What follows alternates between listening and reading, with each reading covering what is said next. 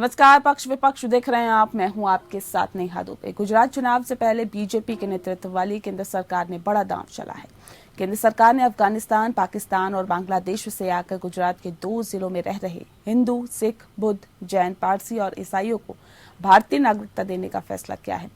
खास बात यह है कि केंद्र सरकार ने नागरिकता कानून 1955 के तहत नागरिकता देने का फैसला किया है, न कि विवादास्पद नागरिकता संशोधन अधिनियम 2019 यानी CAA के तहत। CAA में भी पाकिस्तान, अफगानिस्तान और बांग्लादेश से आए हिंदू, सिख, बुद्ध, जैन, पारसी और ईसाइयों को नागरिकता देने का प्रावधान है। लेकिन इस अधिनियम के तहत अभी तक सरकार ने नियम नहीं बनाए हैं, इसीलिए अब तक किसी को भी इसके तहत नागरिकता नहीं दी जा सकती।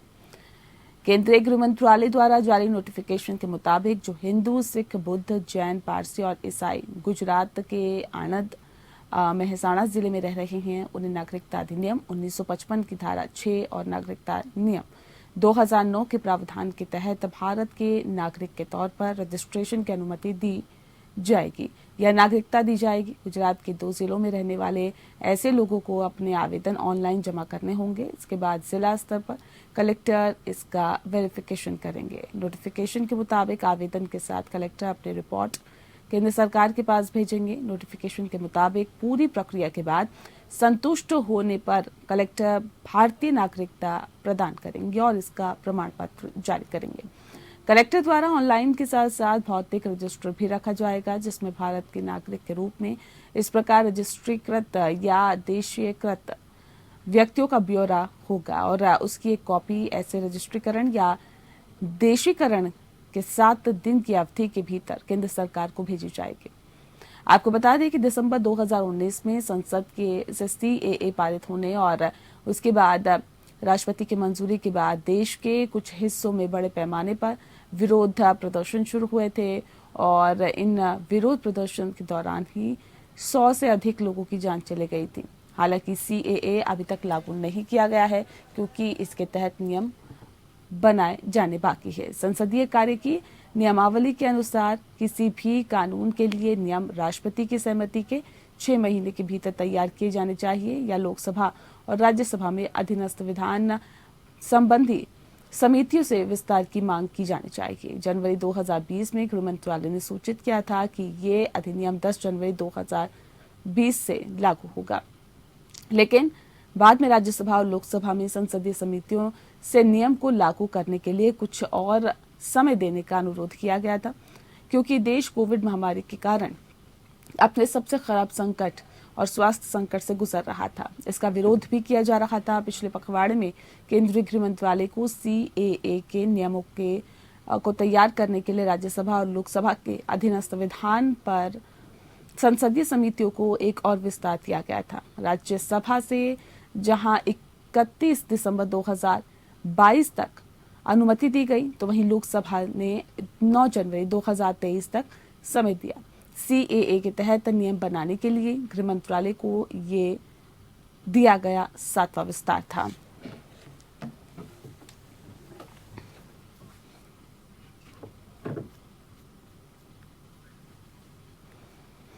जी, आपको बता दें कि केंद्र सरकार ने पाकिस्तान, अफगानिस्तान और बांग्लादेश से आने वाले फिलहाल गुजरात के 2 जिलों में रह रहे हिंदू, सिख, बौद्ध, जैन, पारसियों और ईसाइयों को भारतीय नागरिकता देने का फैसला किया है। इस विषय पर विस्तार से चर्चा करेंगे। खास मेहमान हमारे साथ मौजूद है, उनसे आपका परिचय करा देते हैं। इस वक्त हमारे साथ महेश कसवाला जी हैं, प्रवक्ता है भारतीय जनता पार्टी के। बहुत स्वागत है आपका। अभिमन्यु त्यागी जी इस वक्त हमारे साथ जुड़ गए हैं, जो कि प्रवक्ता है कांग्रेस के। बहुत स्वागत है आपका भी। और संजीव निगम जी हमारे साथ जुड़ गए हैं इस वक्त, जो कि प्रवक्ता है आम आदमी पार्टी के। आपका भी बहुत स्वागत है। इस खास कार्यक्रम की शुरुआत महेश जी आपके साथ करते हैं। महेश जी, किस आधार पर केंद्र ने पाकिस्तान, अफगानिस्तान और बांग्लादेश से आने वाले फिलहाल 2 जिलों में, जो गुजरात के 2 जिलों में आणंद और साथ ही साथ मेहसाणा में जो लोग रहते हैं हिंदू, सिख, बौद्ध, जैनी और पारसियों के साथ साथ ईसाइयों को भी भारतीय नागरिकता देने का फैसला किया है?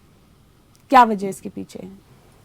देखिए, जो लोग गुजरात के 2 जिलों में और वैसे भी पूरे गुजरात, पाकिस्तान वैसे गुजरात का बॉर्डर स्टेट है, वो आपको मालूम है। आजादी की लड़ाई और उसके बाद जब देश स्वतंत्र हुआ, कुछ लोग वहां रह गए जो मुस्लिम नहीं थे, और जो उनकी पीड़ा आज तक उनकी जहां पीड़ा है, उनके परिवार पे जो बीतती है, उसकी बहन दीकरी की इज्जत सरेआम लूटी गई है। ऐसे पीड़ित परिवार जो वहां रहते थे, हाँ। और वो आश्रित के स्वरूप में गुजरात के विविध क्षेत्रों में, विविध जिले में रहते हैं, मैं मानता हूं कि उसको नागरिकता देकर उसको भारत के नागरिक बनाने का जो सरकार आज है, उसका ये धर्म है। महात्मा गांधी ने भी यही कहा था कि जो पीड़ित है, पाकिस्तान में बिन मुस्लिम लोग जो पीड़ित है और जो भारत में आकर बसे हैं, उसको जब तक नागरिकता नहीं दी जाएगी, भारत के यही प्रवाह में उसको नहीं रखा जाएगा, तब तक पूर्ण स्वतंत्रता नहीं मिलेगी। वो महात्मा गांधी का सपना मैं मान रहा हूँ आज नरेंद्र भाई मोदी और गुजरात की सरकार, उसने जो संकल्प किया है उससे ये पूर्ण होता है। ये कोई राजनीति से जुड़ा काम नहीं है, वो मानवता धर्म, मानवता। सर ये बताइए ना, देश को बटे हुए कितना टाइम हो गया, बंटवारा हुआ कितना टाइम हो गया? भारतीय जनता पार्टी की गुजरात में पिछले 24 साल से सरकार है। आज आपको क्यों याद आ गई? आज आपको क्यों ऐसा लगा कि इनके साथ जो है वो अच्छा नहीं हुआ था, आज इनको नागरिकता दे देनी चाहिए? क्यों आपको आज ऐसा लग रहा है? मैं मानता हूं कि आपका प्रश्न जो है वो जायज है। गुजरात में सरकार थी, केंद्र में हमारी 8 साल से सरकार है। आज हमने किया जो निर्णय, क्या अभी और 10 साल आपको रुकना था क्या? जो लोग उनका विरोध कर रहे, क्या उसको चुनाव की राजनीति से जोड़ के ऐसा बोले कि 10 साल के बाद करना था? जब जो निर्णय आया उसको सही मानना चाहिए। यही दुख यही होना चाहिए कि आजादी के 75 साल आज अमृत महोत्सव, हिंदुस्तान आज वो अमृत महोत्सव मना रहा है और हम ये कर नहीं पाए, उसका अफसोस होना चाहिए। और या तो आज जो निर्णय लिया गया उसके ऊपर दुख व्यक्त करना चाहिए। क्यों हम हमारी फर्ज है जो थी वो हम भूल के क्यों रह गए? आज 75 साल चला गया, देर आया, दुरुस्त आया, सरकार ने निर्णय किया। टाइमिंग पे सवाल उठ रहे हैं ना, करना चाहिए। टाइमिंग पे सवाल उठ रहे हैं, कह रहे हैं तो राजनीतिक फायदा उठाने के लिए भारतीय जनता पार्टी ये फैसला ले रही है। सीएए का जब कायदे का जब प्रावधान किया, संसद में लाया, क्या तब कोई टाइमिंग था? उसी के अंतर्गत ही होगा ये, यही तो तब से शुरू हो गया। और आज नहीं, आजाद हिंदुस्तान हो, भारतीय जनता पार्टी का जब जन्म हुआ था, उसके अंतर्गत तो खैर ये नहीं हो रहा है। ये तो फैसला जो लिया गया है, नागरिकता कानून 1995 के तहत लिया गया है। मैं उस पर आती हूँ। गुजरात की सरकार समान नागरिक आचार संहिता का कोई कायदा लेकर आती है, या तो ये निर्णय जो आज नागरिकता देने का निर्णय, आश्रित को, निर्वासितों को देने का निर्णय किया, क्या उसको टाइमिंग के साथ हम जोड़ेंगे? ठीक है, क्या बात संजीव निगम जी, क्यों आप लोगों को ये चुनावी कहीं ना कहीं शिगुफा लग रहा है, या फिर क्यों लगता है आपको कि तो चुनावी कहीं ना कहीं वायदे किए जा रहे हैं, या चुनावी फायदा उठाने की कोशिश की जा रही है, राजनीतिक तौर पे फायदा उठाने की कोशिश की जा रही है? नहीं, इनकी कई बार क्या होता है, करनी और कथनी में जब अंतर होता है। अभी पीछे आपको याद होगा कितना बड़ा आंदोलन हुआ था दिल्ली में, संसद विहार के पास लोग बैठे हुए थे, तो शोर शराबा हो जाता, तब आप कुछ कह रहे थे, अब आप कुछ कह रहे हो। तो मेरे कहने का मतलब अगर आप काम कर रहे हैं तो एक स्टैंड रखिए, आप कोई भी स्टैंड रखिए, अच्छा सा रखिए, उसको बताइए और उसको इम्प्लीमेंट करिए। सवाल यहाँ पर ये नहीं है कि आप जो है कहते कुछ हो और करते कुछ हो। और चुनावों के टाइम पर, जिस समय चुनाव बिल्कुल 1-2 दिन में जो है अभी घोषणा हो जाएगी मेरे ख्याल से चुनावों की, अब आप कर रहे हो बिल्कुल, तो जनता देख रही है कि कई बार आप वाकई अगर जनहित के लिए आप करते तो आपको 8.5 साल लगभग हो रहे हैं केंद्र में भी सत्ता संभाले हुए, और अब आप देखिए 1-1.5 साल जो बचा हुआ है उसमें तो आप अभी और भी इस तरीके के प्रोग्राम चलाएंगे, आप करेंगे, लेकिन सही मायने में जनहित के लिए हो, लोगों के लिए हो, कल्याणकारी हो, आपको ऐसे कार्य करने चाहिए। और उसमें कोई वो चीजें नहीं है कि आप लाल लपेट की बात करें, दूसर की बात करें, तो यही बातें हैं। और तो मैं नहीं समझता हूँ कोई है, आप वहां पर गुजरात में चुनाव होने वाला है तो आधे आदमी जाएगा, जिसमें थोड़ी भी राजनीतिक समझ होगी वो समझेगा और वो कहेगा ही आपको। चलिए, आपको तो डर नहीं लग रहा है ना? ले लिया भारतीय जनता पार्टी ने फैसला, स्वागत कर रहे हैं ना आप? यही मतलब निकालूं मैं इसका? देखिए सवाल ये है, मैंने तो कहा है ना, आप एक स्टैंड बना के चलिए, कोई भी आप एक स्टैंड बनाइए। आपको दिक्कत कहाँ है सर? स्टैंड से दिक्कत है, उनके टाइमिंग से दिक्कत है। आप मुझे ये बताइए, अगर आपको आपत्ति है तो कहाँ पे आपत्ति है? आप घुमा फिरा के बातों को रख रहे हैं, क्लियर कट रखिए ना। लेकिन आपको याद होगा कि इतना बड़ा, संजीव जी, इतना बड़ा आंदोलन हो चुका है, आंदोलन किया है, तो उस आंदोलन, इतना बड़ा आपने आंदोलन किया है। किस लिए आंदोलन हुआ सर? बताइए ना मुझे, किस लिए आंदोलन हुआ था? सीएए के लिए आंदोलन हुआ था, उसकी खिलाफत के लिए आंदोलन हुआ था। ये लागू करेंगे, ठीक है, अच्छी बात है, आप कहिए, कर रहे हैं, हमें इस बात की कोई पता नहीं। लेकिन सवाल ये है कि जो आपने भी कहा, आपने 27 सालों से तो गुजरात में चला रहे हैं, चलिए ये कह सकते थे कि हमारा तारतम्य नहीं था केंद्र सरकार के साथ में, अब तो 8.5 साल हो रहे हैं, आपने किया ये, और अगर आप पहले करते ज्यादा अच्छा होता, और अगर आप पहले करते तो ज्यादा अच्छा था। करिए आप, हमें कोई आपत्ति नहीं, जिसमें जो है कह रहे चलिए हम तो लेट से जागे, लेकिन बाकी राजनीतिक पार्टियों को भी नहीं था क्या सुध? हमें इस बात से कोई एतराज नहीं, अच्छी बात है, कर रहे हैं, करिए। चलिए स्वागत कर रहे हैं, स्वागत कर रहे हैं। अरविंद केजरीवाल से राजनीतिक फायदा क्यों बताते हैं? लेकिन कभी कहते हैं कुछ लोगों को, इनको यहाँ से निकालिए, इनको यहाँ से हटाइए, तो वो भी है। तो उन चीजों को सही रूप से व्याख्या करके आप ला रहे हैं किसी ऐसे साथी को, किसी ऐसे हमारे भाई को जो कि पीछे बिछड़ा है, किसी प्रकार से मुसीबत में है, ठीक है, ठीक है। अभिमन्यु जी, अभिमन्यु जी, क्या लगता है भारतीय जनता पार्टी का यह फैसला एक बार फिर से सरकार बनवाएगा या फिर इस और बनाने के लिए अग्रसर दिखाई दे रहे हैं? नेहा जी, आपको और पैनल मौजूद सभी लोगों को नमस्कार जी। नमस्कार, वंदे मातरम। ठीक है नेहा जी, इस समय चुनाव का समय है और चुनावी जीवी ये भारतीय जनता पार्टी के लोग क्या कुछ कर सकते हैं, सब लोग जानते हैं। जिस तरह हिमाचल प्रदेश का चुनाव की घोषणा हुई, सबको ये उम्मीद थी कि साथ में गुजरात के चुनाव की घोषणा भी हो जाएगी, उनकी तारीखों की घोषणा हो जाएगी, पर इन्होंने नहीं किया। इन्होंने नहीं किया है तो निर्वाचन आयोग करता है सर, सरकार ने क्या नहीं किया? इन्होंने सेम ऐसे ही घोषणा 2021 में बंगाल में भी की थी। हाँ। हम कह रहे हैं कि सिटीजनशिप जो देने की बात है उसका हम स्वागत भी करते हैं, लेकिन जो उसकी टाइमिंग है वो निसंदेह इन पर नहीं, इन्होंने नहीं किया, उन्होंने नहीं किया सर। ये तो निर्वाचन आयोग तारीखों का ऐलान करता है अभिमन्यु जी, अपनी उम्मीद खो चुके हैं। निर्वाचन आयोग करता है सर तारीखों का ऐलान, सरकार थोड़ी करती है। अच्छा, ये तो मुझे अभी आपके उससे पता लगा कि कहीं सरकार की कोई जरूरत नहीं है, सरकार से पूछ के करेंगे क्या निर्वाचन आयोग? हमें तो लग रहा है कि कहीं ना कहीं जो केंद्रीय जो भी सारी एजेंसीज हैं, सारा देश कह रहा है वो इस सरकार के दबाव में कहीं ना कहीं काम करता है। तो फिर तो सर सब कुछ सरकार के दबाव में ही है, तो चुनाव क्यों करवाते हैं? होगी, पर तारीखों की घोषणा नहीं हुई। मैंने चुनावों से विश्वास हटवा लीजिए, अपना हटा लीजिए करनी थी साहब को। इसी बीच में मोरबी का हादसा हो गया। अभी पोलराइजेशन लाने के लिए ये सिटीजनशिप एक्ट नहीं याद आया 1955, लेकिन जनता जान चुकी है कि इनका पोलराइजेशन का जो सोच है वो अब लागू नहीं हो पाएगी। ये निसंदेह गुजरात में हारने जा रहे हैं। मोरबी हादसा ने इनकी कलाई खोल दी है। किस तरह से वहाँ पुल हो, चाहे अस्पताल हो, चाहे सड़क हो, वहाँ कितना बड़ा भ्रष्टाचार आए दिन होता है, हर जगह भ्रष्टाचार होता है, उसकी पोल खुल चुकी है। नेहा जी, मैं दोनों प्रवक्ताओं का जवाब में सुन रहा था, वो उसके गले में डूबा आ गए, नहीं वो बाहर फेंक सकते, नहीं पेट के अंदर उतार सकते। वो बता रहे हैं कि निर्णय तो अच्छा है लेकिन टाइमिंग गलत है। अरे भैया, टाइमिंग का कहाँ सवाल है? जब भी आया निर्णय अच्छा आया है तो आप ऐसे बताओ कि देर से आया लेकिन दुरुस्त आया। जो आप नहीं कर सकते वो हमने कर दिया। आजाद हिंदुस्तान में सबसे ज्यादा सत्ता जिन लोगों ने सत्ता चलाई वो नहीं कर सके, वो आज बीजेपी ने कर दिया। आपका नेहा जी सवाल था कि क्यों मुस्लिमों को नहीं। मैं मानता हूं कि जो हमने निर्णय किया है वो पाकिस्तान में जो लघुमती है, बांग्लादेश में जो लघुमती है, जो राष्ट्र है वो हिंदू नहीं, वो इस्लामिक राष्ट्र है। वहां कौन होता है लघुमती में?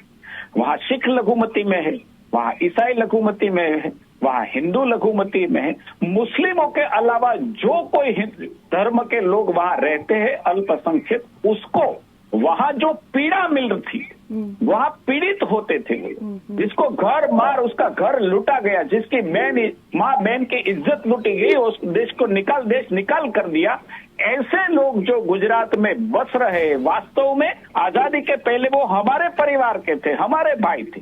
ये परिवार जो वहां मुस्लिम नहीं है और मुस्लिम नहीं है, इसलिए वो पीड़ित है, इसलिए उसके पर प्रताड़ना होती है। ऐसे लोगों को मानवता के आधार पर आप भूल जाइए। सर, ये मानवता उस वक्त क्यों नहीं दिखाई देती? कई तो ऐसे मुस्लिम परिवार भी है ना सर, जो प्रताड़ना सहकर यहाँ पर रह रहे हैं। नहीं, वो पाकिस्तान में पीड़ित नहीं थे, वो अपने हिसाब से हिंदुस्तान में रहे। तो आप भगा देंगे? जो भागला हुआ उसमें अपनी मर्जी से वो हिंदुस्तान में रहे। तो ये मानवता अगर दिखाएंगे सर, ये मानवता अगर दिखाएंगे तो वो तो हर जगह दिखानी चाहिए। नेहा जी, मैं यही बोल रहा हूँ, मैं बिल्कुल जवाबदारी के साथ बोल रहा हूँ, जो पीड़ित है, जो प्रताड़ित हुए हैं वहां से, वो निकाल गया है, उसकी संपत्ति लूटी गई, उसकी माँ बहन और परिवार के साथ जबरदस्ती करके वो देश निकाला गया है। वो आज हिंदुस्तान के अंदर नागरिक नहीं है, उसके हिंदुस्तान का कोई सरकारी लाभान्वित नहीं है, वो सिर्फ ऊपर आकाश नीचे धरातल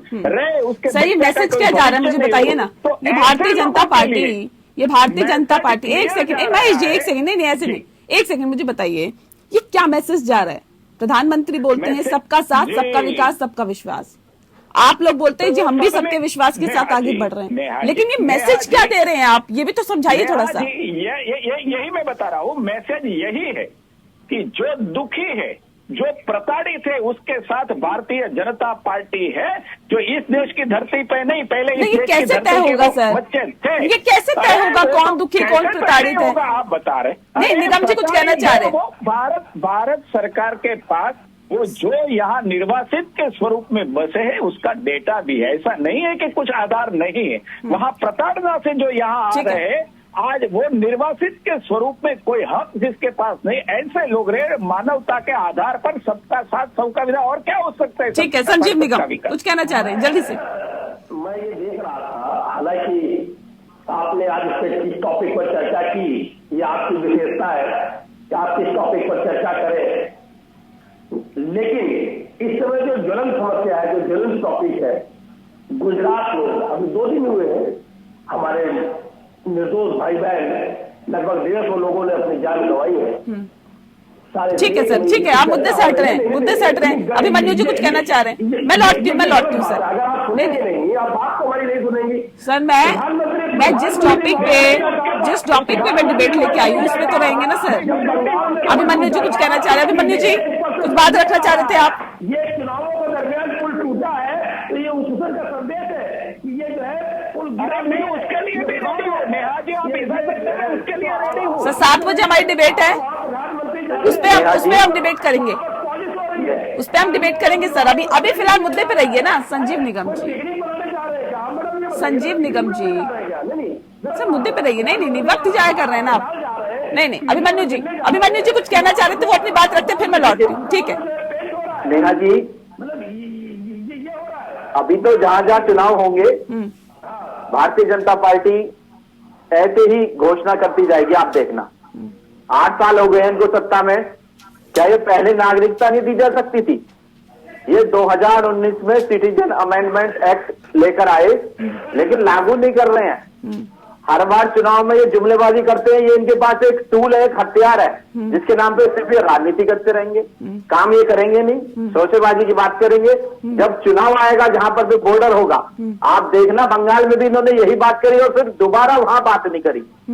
ये जिन राज्यों में चुनाव लड़ेंगे वहां घोषणा करेंगे, चंद लोगों को राजनीतिक एजेंडे के तहत टारगेट किया जाएगा और अपना उल्लू सीधा करके ये वहां से निकल लेंगे। ये आरोप आप लोगों पे लगते हैं महेश जी कि जब जहां पे चुनाव होता है ना, वहां पे आप इस तरह के फैसले लेते हैं, राजनीतिक फैसले। और दूसरी बात, एक सेकंड, दूसरा सवाल मेरा ये भी है, जल्दी से जवाब दीजिएगा कि ये जो फैसला लिया गया है सर, नागरिकता कानून 1955 के तहत लिया गया है, क्यों CAA को क्यों दरकिनार किया गया? बताया तो ये भी जा रहा है कि अभी तक जो उसके अधिनियम है वो भी आपने लागू नहीं किए हैं, वो भी अभी तक बने ही नहीं है सरकार की तरफ से।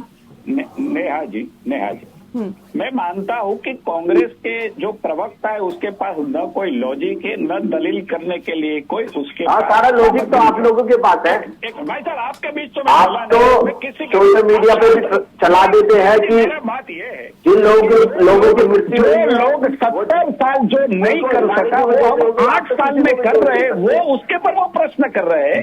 जो 70 साल नहीं कर सके वो 8 साल में हम लेट हो गए, ऐसी बात कर रहे हैं। मैं मानता हूं कि दुख करना चाहिए उनके अपने आप पे कि हम 70 साल नहीं कर सके, वो आज गुजरात की सरकार करके दिखा रही है। दूसरी बात, एक मिनट आप शांत रहिए, मैं हर चीज का जवाब दूंगा और मैं हर चीज का जवाब दूंगा। आपको अफसोस करना चाहिए कि हम 70 साल ये नहीं कर सके, वो 8 साल के अंदर वो करके दिखा रहे। दूसरी बात नेहा जी आप बता रही ऐसे में ये भी तो सवाल उठ रहे हैं कि 24 साल से आप गुजरात में हैं, 8 साल से आप सत्ता पर केंद्र में हैं, तब आप भी तो नहीं कर सके 8 साल में।